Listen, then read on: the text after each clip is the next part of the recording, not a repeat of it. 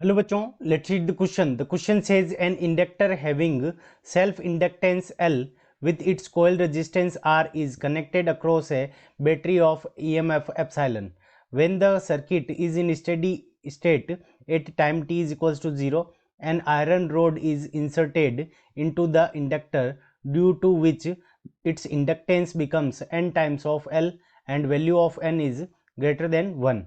When again circuit is in steady state, the current in it is option A, I is less than epsilon divided by R, option B, I is greater than epsilon divided by R, option C I is equals to epsilon divided by R and option D none of these. ठीक है बच्चों, सो इस question के अंदर हमें क्या दे रखा है कि यहाँ पे ये एक इंडक्टेंस L और कोयल का रेजिस्टेंस है R, इसके अंदर हमने स्टडी स्टेट जब time t is equals to 0 है तो उस कंडीशन के अंदर इसके अंदर एक आयरन रोड इंसर्ट कर दी है। तो ये हमारी क्या है, आयरन रोड है, आयरन रोड। अब आयरन रोड है तो इसके कारण जो इंडक्टेंस हो जाएगा, इनिशियल इंडक्टेंस Li हो गया, तो Lf हमारा जो है वो क्या है, n टाइम्स ऑफ L है। इनिशियल इंडक्टेंस कितना दे रखा है, L दे रखा है, तो उसका n टाइम है। अब हमें करंट की वैल्यू फाइंड आउट करनी है। इस क्वेश्चन को करने के लिए हमारा की कंसेप्ट क्या हो जाएगा, की कॉन्सेप्ट।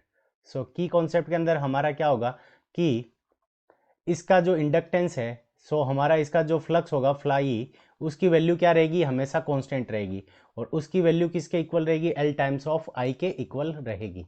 अब देखो phi is equals to L multiplied by I, और स्टडी स्टेट के अंदर जो करंट होगी, स्टडी स्टेट, स्टडी स्टेट, अब स्टडी स्टेट के अंदर जो हमारी करंट होगी वो हमारी किसके इक्वल है, तो पहले steady state time t is equals to 0 है, तो उस कंडीशन के अंदर हम अपनी करंट की वैल्यू मान लेते हैं I1। तो पहली स्टडी स्टेट के अंदर जो करंट है उसकी वैल्यू हमारी कितनी होगी, एप्सिलॉन डिवाइडेड बाई R के इक्वल हो जाएगी। अब देखो जब हम रोड इसके अंदर इंसर्ट करेंगे तो फाई हमारा क्या रहेगा, फ्लक्स क्या रहेगा, उसकी वैल्यू कांस्टेंट रहेगी, उसकी वैल्यू हमारी क्या रहेगी, कांस्टेंट रहेगी। फाई की वैल्यू चेंज नहीं होगी, ये वैल्यू कांस्टेंट रहेगी। तो जब हम रोड इंसर्ट करेंगे तो उस कंडीशन में जो इंडक्टेंस है वो n टाइम्स ऑफ L हो जाएगा, और n की वैल्यू क्या है, ग्रेटर देन 1 है। इसका मतलब हमारा जो LF है इसकी वैल्यू हमारी क्या हो जाएगी, इंक्रीज हो जाएगी। तो हमारा फाई क्या होना चाहिए, phi is equals to L multiplied by पहली स्टडी स्टेट के अंदर जो करंट है वो हमारी क्या है, I1, और दूसरी जब स्टेट हो जाएगी तो उस कंडीशन के अंदर हमारा क्या हो जाएगा, LF हमारा क्या हो गया, इंडक्टेंस बढ़ गया, और यहाँ पे इस कंडीशन के अंदर हमारी जो करंट है वो हमारी कितनी है, I2 है।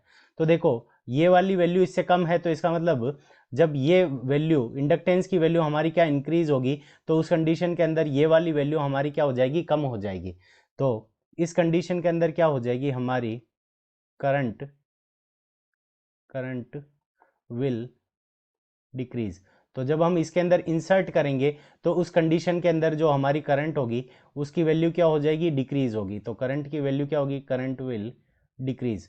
तो ये करंट की वैल्यू हमारी डिक्रीज हो जाएगी। अब जैसे जैसे टाइम बढ़ेगा तो उस कंडीशन के अंदर हमारा जो करंट होगी वो क्या करेगी, वापस ग्रो करने की कोशिश करेगी इंसर्ट करने के बाद में, आफ्टर इंसर्ट। ठीक है, after insertion of the road ये करंट क्या करेगी, हमारी वापस ग्रो करेगी, और ग्रो करके एक कांस्टेंट वैल्यू के ऊपर पहुंच जाएगी।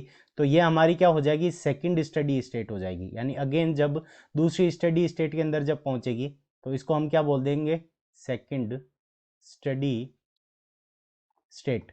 तो सेकंड जो स्टडी स्टेट होगी उस कंडीशन के अंदर हमारी ग्रो क्या कर जाएगी, करंट ग्रो करके एक कांस्टेंट वैल्यू के ऊपर पहुंच जाएगी, और उस कंडीशन के अंदर जो वैल्यू होगी I2, इसकी वैल्यू क्या होगी, लेस देन होगी I1 से। यानी पहले इनिशियली स्टडी स्टेट के अंदर जो करंट थी, तो स्टडी स्टेट के अंदर पहली time t is equals to 0 के ऊपर स्टेट के ऊपर जो करंट है वो कितनी है, E डिवाइडेड बाई R, क्योंकि उस कंडीशन के अंदर हमारा जो इंडक्टेंस था L, अब इंडक्टेंस बढ़ने के कारण जो करंट की वैल्यू होगी वो क्या हो जाएगी, कम हो जाएगी, क्योंकि जो इंडक्टेंस और करंट है वो दोनों एक दूसरे के इन्वर्सली प्रोपोर्शनल है। तो I2 सेकंड स्टडी स्टेट के अंदर जो हमारी करंट होगी उसकी वैल्यू क्या होगी, less than E divided by R होगी।